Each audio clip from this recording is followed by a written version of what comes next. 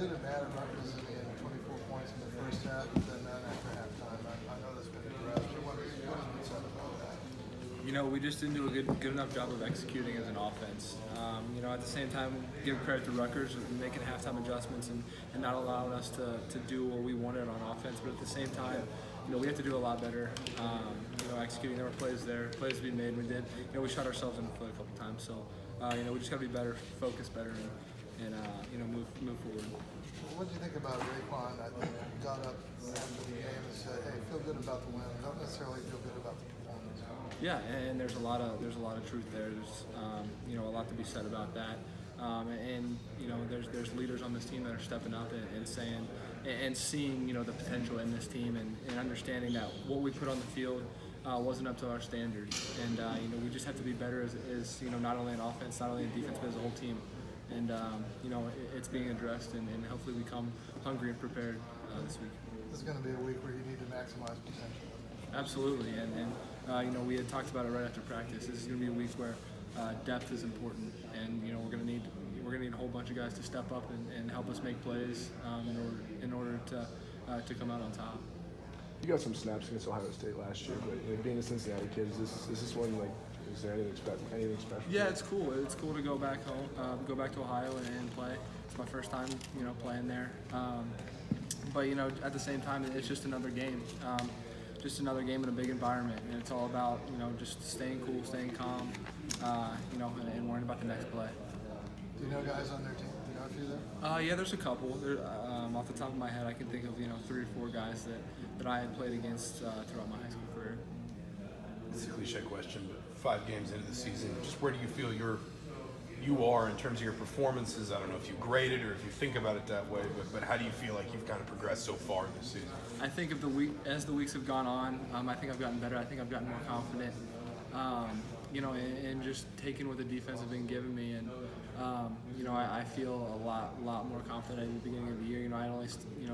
I played last year, but I only started in 4 games. So I think as the season has rolled on and I've faced more defenses and seen different looks, I've gotten a lot more confident. So yeah. Are there differences in maybe the way you approach the position or preparing or anything kind of week to week, maybe from a year ago, other than just the natural being more experienced? Maybe some stuff is just a little bit more old habit.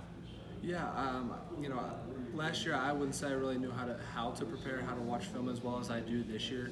And I talk about that a lot. I talk about the film room a lot, and I've done a good job of getting with Coach Sheridan and getting kind of a regimented plan, a regimented routine in every single week, in watching film and preparing and watching certain things based on distance, third downs, whatever it is on certain days. And I think that's helped me prepare and just cleared my mind a little bit more, and it wasn't just a bunch of clutter thrown at me.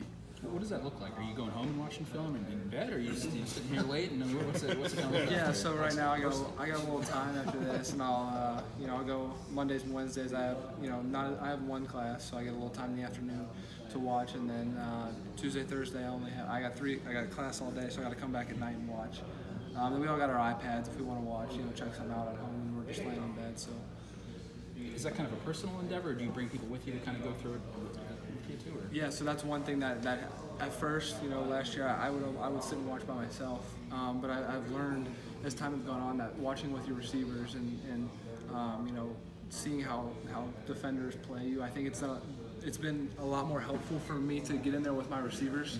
We've done a lot better at that this year than I did in the past. Speaking of receivers, Jason had 7 catches Saturday. I mean, with Wap and Luke out, what's it been like to see Jason kind of reemerge in the passing game? It's really cool because we know what he's capable of. He's explosive, he's dynamic, and it's something that we've seen from him. And obviously in the past, way before all his three knees, he was putting that out on tape, and he's doing the same thing.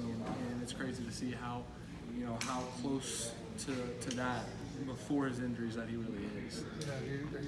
You didn't get a chance to play with him last year, but you started to develop an understanding about what he likes to do and that kind of stuff. Yeah, and he's really smart. His football IQ is really off the charts, and he does a good job of settling holes, finding windows, and beating people when he needs to. All right, so you got the iPad. Be honest. Do you watch film during class? Yeah, I do. It's probably a bad habit, but yeah. Is that one of the changes? Were you watching film during class last year? You probably got me in trouble there, but yeah. Well, your GPA is still in good shape. Yeah, yes it is. Yeah.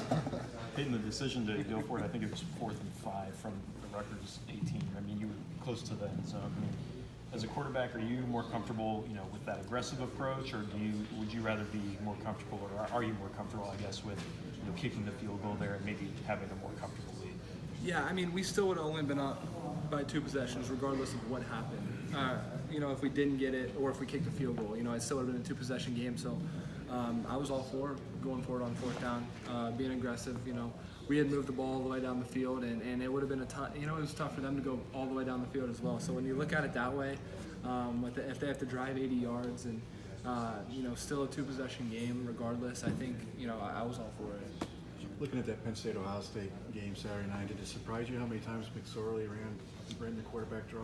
I mean, he played really well. I don't know that it surprised me because I knew he was capable of doing that. He's a tough dude, and he's fun to watch. Really fun to watch. So I think there's things that we can take from what Penn State did and try to implement that into our game plan. You got your first Big Ten win against Rutgers, and is that anything worth reflecting upon, or is it just another? No, I mean winning. Yeah, anytime you win, it's awesome, especially in the Big Ten. On the road is our first Big Ten road game, so absolutely, there's a lot to be happy about there. About some young guys that had to play, Miles Marshall and Reese playing a little bit more. Yeah, it's good. It was good to see Miles out there because obviously Reese has played a lot, but Miles, see him every day in practice. He works hard, so it was cool to see. It's cool to see young guys out there. Peyton, you have, I think it's 7 different receivers with at least 10 or more catches. How have you been able to spread the ball so effectively with that wide receiver group this season? I mean, they make it easy for me. They just get open, and it's all about just finding the right guy. And we have a lot of guys. We have a lot of playmakers who can make plays for us. So it makes my job a lot easier. And sometimes we can maybe be guilty of leaning on this a bit too much as a cliche, but you've talked about being a coach's son before. As your role's grown last year, this year, do you find maybe some of